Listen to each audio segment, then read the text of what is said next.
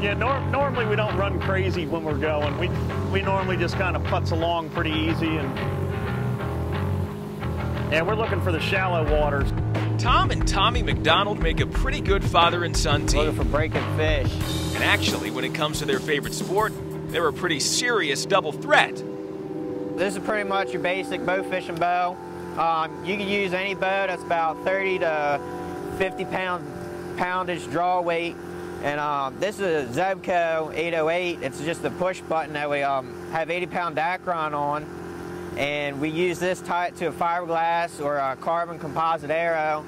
And basically this is what we use, and there's a barb on the end. Truth is, when most fishermen are pulling their boats out of the docks in Seaford, the McDonald boys are just putting in, navigating the twists and turns of the Nanticoke, going about as far as they can upstream until it's dark enough to crank up the generator, hit the lights, and start to bow fish. There's carp. Bow fishing at night on the open river takes a lot of patience and a passion you might not find anywhere else. In other words, it ain't easy to shoot a fish. I didn't even know it was a carp, and I thought it was just a leaf sitting there blowing with the tide. Even with a pretty elaborate setup like this. In 2 or 3 feet of water, a half dozen or so halogen lights light up the river bottom enough to make out some movement in the lily pads. But in these conditions, even the best can expect to miss. Carp right here, right side, right side, right side.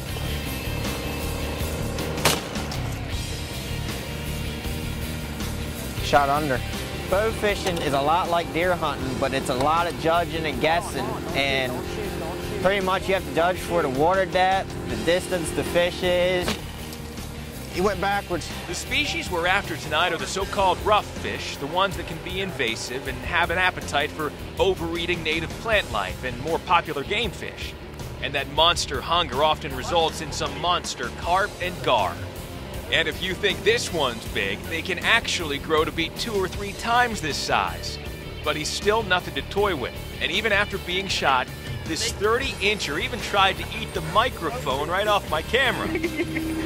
Talk about a close-up. For the McDonalds, taking out the big eaters is like a sport with a side of conservation. It happens so quick. I mean, you just, pretty much you have to have a knack for it and be quick. There's big carp, big carp, big carp, big carp. I got him. I need another arrow, I need another arrow, I need another arrow. I got it. All right, I need another arrow. Hold on, I got it. I got it. Still rolling. I need another arrow. Still rolling. It's done, it's done. But I need him because he's tail shot. All right. That's a big one. All right. I got it. That's my biggest carp ever.